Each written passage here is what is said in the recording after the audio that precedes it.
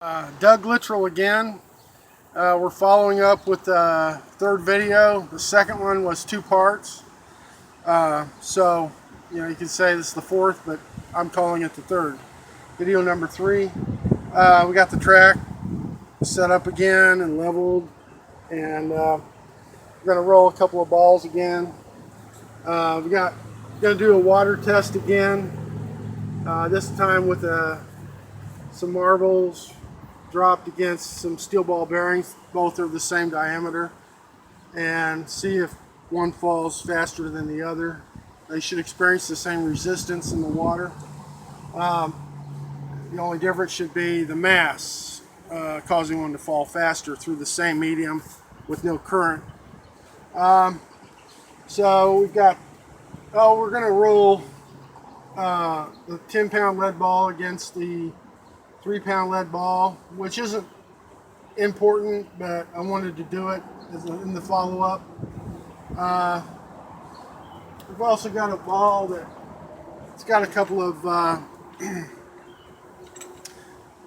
plastic or rubber rods inside of it, and I wanted to talk a minute about that when we roll it, why it's different than a ball that all of its mass interior is connected.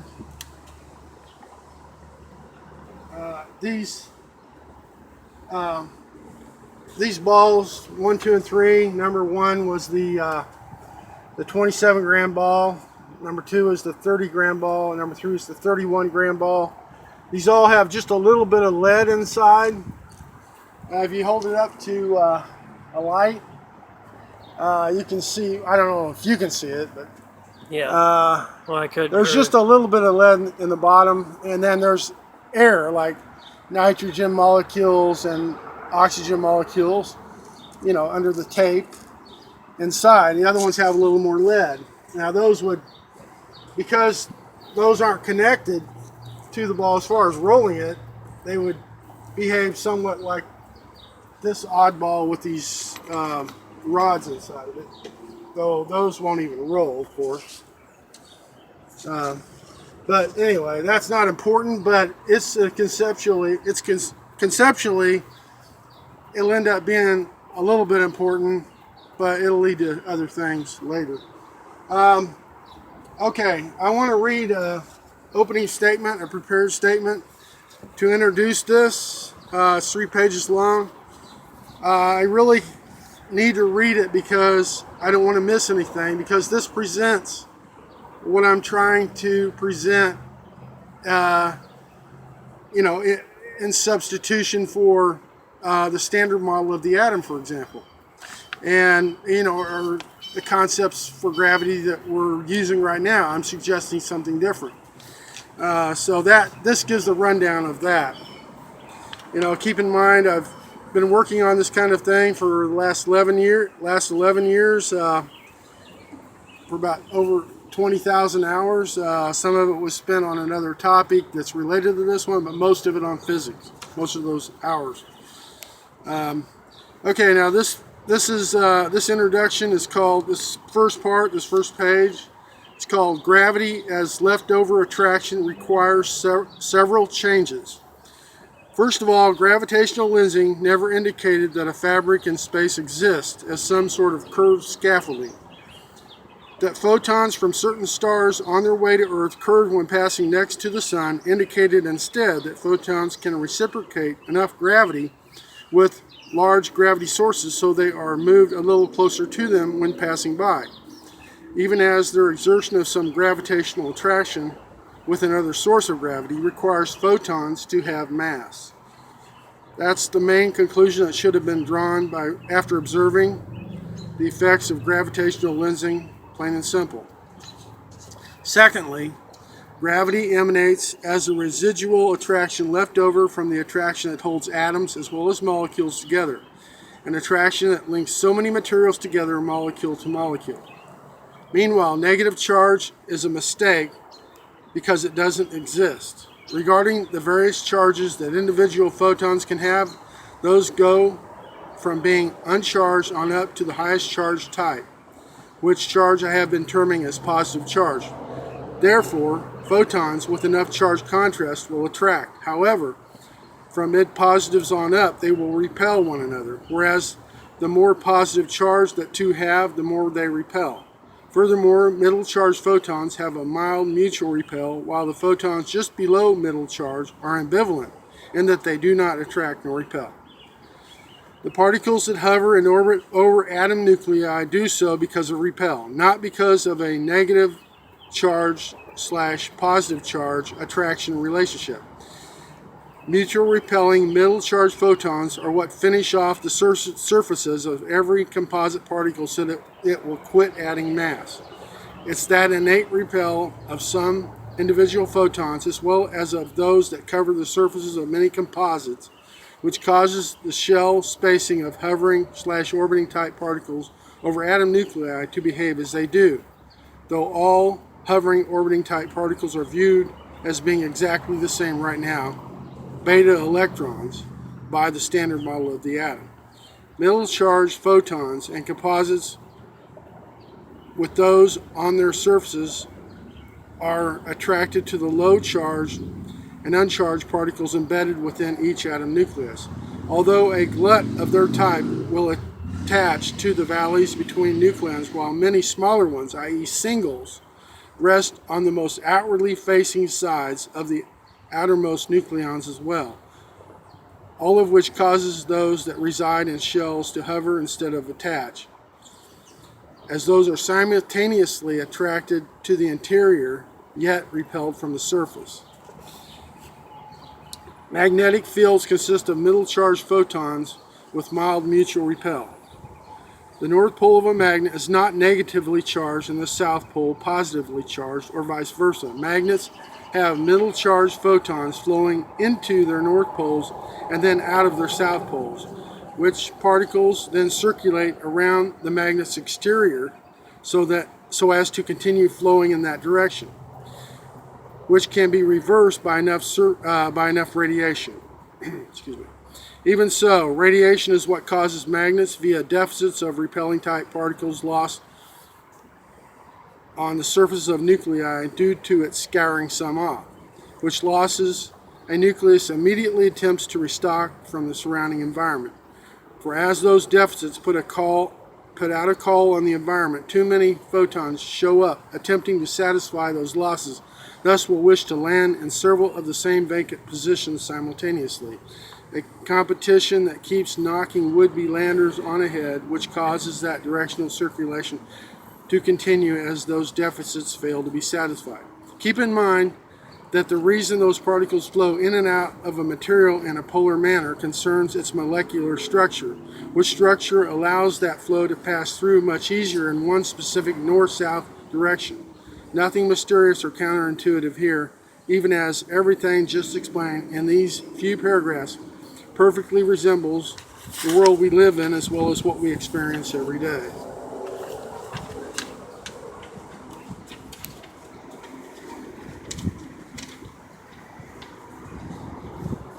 Okay, page number 2. The standard model's proportion of nucleus mass fails.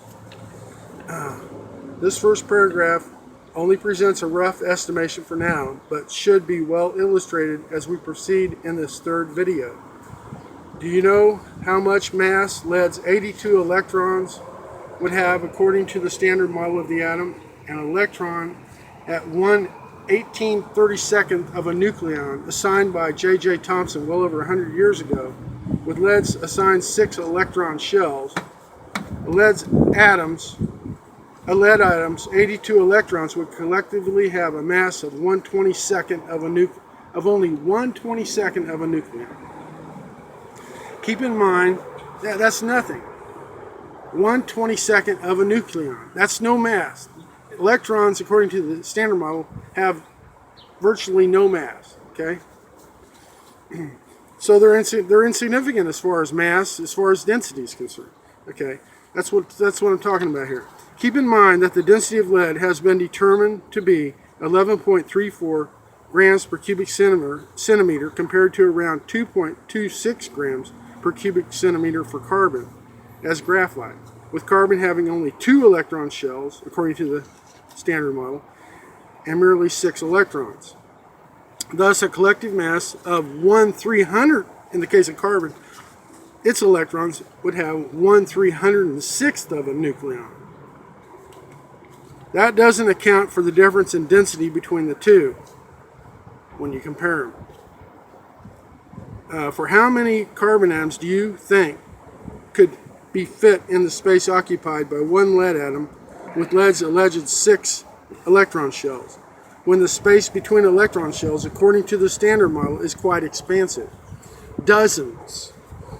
Let's say if 24 carbon atoms fit in the volume of one lead atom, the carbon in that volume would have 288 nucleons compared to some 164 in the lead, which would make the carbon 175% denser than the lead, which would mean carbon as graphite would have a density of some 19 compared to 11, 19.845 grams per cubic centimeter if the standard model of the atom were correct, though the density of graphite has once again been measured at 2.26 grams per cubic centimeter.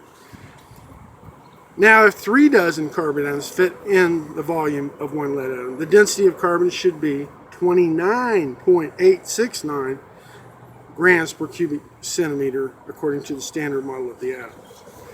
The particles in filled shells out from atom nuclei hover because those shells are spherical, and each one resides the least distance it can maintain by its repel from those that are next to it on the surface of their shell, with shell size figured by surface area of a sphere, with an estimation for the amount of repel each type of particle would exert toward another. Also, to the shell, the repel exerted toward the shell that is both above and below it. As filling those locations would be why they vibrate instead of orbit. Those shells are filled. They can't orbit. Okay, they're spherical. They vibrate. If enough incoming radiation comes pelting in, however, then an outer spherical shell will spawn a planar shell just out from it, which will move in relation to incoming radiation striking its particles as well by those orbiting. This spawning of another planar shell that appears as a black circle. Now there are other planar shells out from that shell that is spawned next to the radio shell, spherical shell area that encases the atom nucleus. Okay, I won't go into my observations of that, but I will mention it here. This spawning of another planar shell that appears as a black circle inside the outermost planar shells, also making black circles with far less numbers, thus they are forced to orbit, is what I observe when viewing fairly large atoms attached to cotton fibers, lensing in direct sunlight on the warmer days of early summer during 2011. On this very deck, by the way, some 12 or so different occasions I observed that through t-shirts, looking through the t-shirt directly at the sun. Could be dangerous for your eyes, but I can still see. My system accounts for hundreds of radio particles in some of the inner shells of the smaller atoms up to the size of argon and potassium. That's where I've left off on that project. Well over 1,000 of those and several of their inner shells. These particles all have mass. Once again, my basic concept for this seems to be proved by the mass of atoms like lead. Under the standard model, lead would not be dense enough to behave as it does alongside all of the much lighter, smaller atoms like nitrogen and oxygen using nucleus mass figured alone, which is the only thing the standard model pragmatically allows via its scant electrons. E.g., magnesium or aluminum as well, if lead didn't have all the mass in its many inner and outer shells as a very large nucleus would, according to my model. What needs to be explained next is something I call a gravitational units. Balls 1, 2, and 3 in the first videoed water experiment, were each a separate gravitational unit. At 27 grams, ball 1 dropped below the water surface in one tube some 1½ inches and remained in that place instead of dropping to the bottom like balls number 2 and 3 did, which were respectively 30 grams and 31 grams. This was because as a gravitational unit contained within the volume of that sphere's plastic outer shell, the lead pellets inside pressing down on the bottom of the ball made it behave as if all of its molecules were joined in solid fashion. Not when it spins, which we've already mentioned here, but in relation to falling as a unit. And as such, its density per that unit's specific volume was almost exactly the same density as that of water, which let it hover just below the surface and not sink. Though one would expect the most typical gravitational unit to have all of its atoms and molecules joined together in solid fashion, still a heavy, movable liquid in a container is nonetheless one more version of such a unit. Okay. In order to get the gist of this, let's now take a wooden chair as another example of this concept. If we safely dropped a wooden chair from the top of a building, such a chair will likely have some 10 to 15 separate, nevertheless joined wooden parts. For as those parts are connected using screws, dowel pins, or whatever, the chair, by all of those connections, becomes a single gravitational unit, so that all of the chair's collective mass becomes the sum of all those joined parts, which chair will press down on the Earth's surface more than a tiny wooden chair. Now let's extend this concept to include atoms, molecules, as well as dust and small pebbles. The air of Earth's atmosphere is in several respects analogous to standing water. Earth's gravity pulls down on the heaviest gas molecules the most, so that those tend to stay nearer to the ground than the lighter ones, since lighter gas molecules can move to the side to allow more attracted heavier molecules that are more attracted to the Earth to then pass by and slide under them, thus take up lower positions, even though there is plenty of constant mixing by wind going on as well. As a gravitational unit, a small pebble rests on the surface of the Earth. Also a large dust particle, though dust particles often become aloft via turbulence or some disturbance, yet will settle out on the surface again as things return to being calmer. The pebble has connected atoms and molecules, except more mass than the large piece of dust, which is just like the wooden chair having more mass than a small wooden chair, even as it takes more turbulence to lift a small pebble than it does to lift a dust particle. Moreover, the molecules that rise into the atmosphere carrying what we smell often have significantly more mass than the atmosphere's most typical gas molecules, such as diatomic oxygen, O2, or nitrogen, N2, especially more than helium atoms or H2, hydrogen molecules. Yet all of those gas molecules are gravitational units as well, and just like ball number 1 that floated just below the surface of the water in a tube, helium and hydrogen would tend to float high in the atmosphere, all while they do not have the same amount of gravitational attraction to the Earth as a dust particle or pebble, which is why gas molecules float above Earth's surface instead of resting on the ground, like the pebble and larger dust particle. Okay. Even so, when a more massive body or unit experiences the pull force of gravity, all of its atoms and molecules are collectively pulled on at once. And since all of those are connected, that results in there being more pull force exerted between large gravity sources and any objects that have greater mass than some others they are being compared to. Now this is sort of my conclusion to this, and where I rip the equivalence principle and relativity pretty hard here. As a precept, or conceptually speaking, that is, the equivalence principle claims that an asteroid such as the one named 1566 Icarus, with a mass of 2.9 trillion, roughly, let's say 2.9 trillion, that's what's been assigned to it, 2.9 trillion kilograms, would have the same velocity in orbit around the Sun at Mercury's distance as Mercury presently has, when Mercury's mass is almost 114 billion times greater than the mass of that said asteroid. The equivalence principle is so absurd that it goes so far to, in principle, state that Jupiter, with a mass that is 5,748 times that of Mercury, would orbit with the same velocity as Mercury at Mercury's distance. And not only that, but that Jupiter, with 654 trillion times more mass than 1566 Icarus, would orbit at Mercury's distance with the same velocity as that asteroid, were it orbiting the Sun at that distance.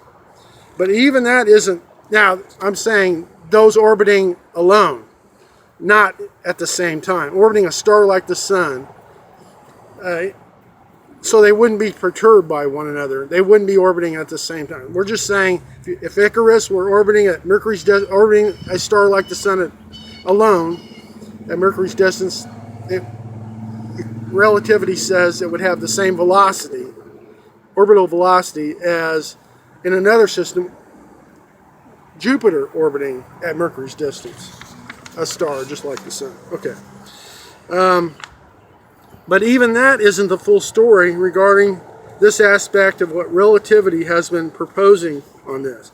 According to the conceptual parameters postulated by its equivalence principle, a helium atom and or hydrogen molecule should orbit the Sun at the same velocity as Jupiter, were Jupiter and any individual unit of either of those two gases the same distance from the Sun as Mercury, i.e. they would both have the same attraction to the Sun according to relativity.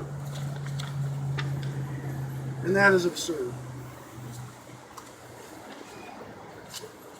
Okay. I want to roll the two green balls again because I want to check the track. It's running in a different direction. It's been level, but let's see if one of the lanes looks a little faster than the other. My rubber bands have been setting in the sun. They're almost rotten now. Yeah, look at that.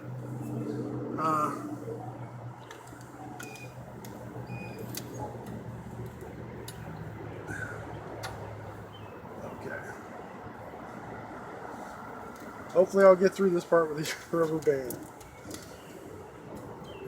Okay. I'm starting to cut the rubber band down here next to this lever for the gate because that lets the rubber band fly up against the fence instead of hitting one of the balls. Okay, let's put the slightly heavier A ball in what might be the slightly faster lane. And it beat it by a little, as it did before. Okay, let's reverse them just to double check.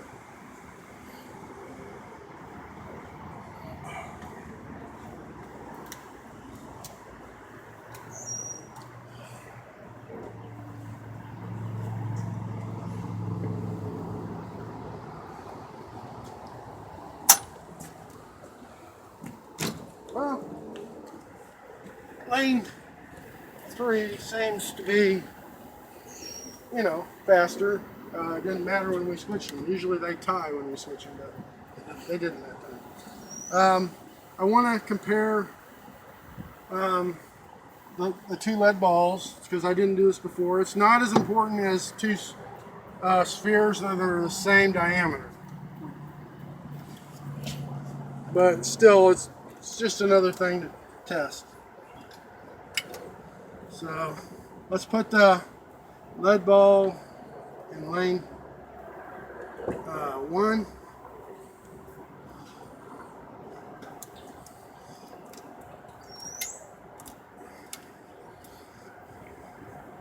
And the 10-pound ball in lead ball in lane 1, and then the 3-pound ball, lead ball in lane 3. And of course the massive ball 1, the more massive ball 1.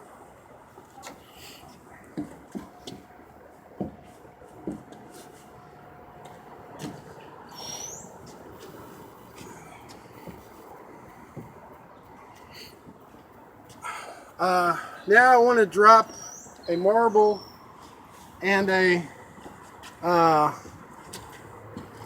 steel ball bearing simultaneously in these two 48-inch length tubes, clear plastic tubes filled with water. The steel ball bearing, these are exactly the same diameter.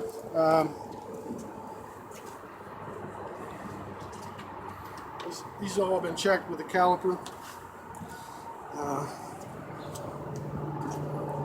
Okay.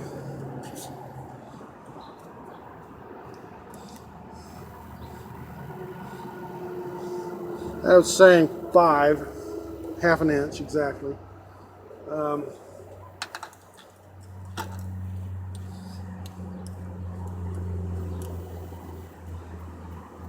That one's saying 5. Well, he's been sitting in the sun though. That's interesting because they were 0.499 before I set them in the sun. Look at that. They're all over 4.499 now. They've been sitting in the sun.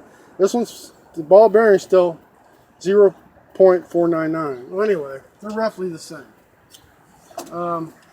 But looks like the glass might have had some expansion.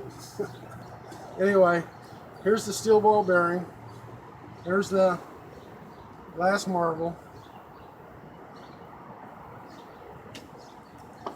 And you can see the steel ball bearing moved through the water via the attraction of the earth much faster than the same diameter glass marble.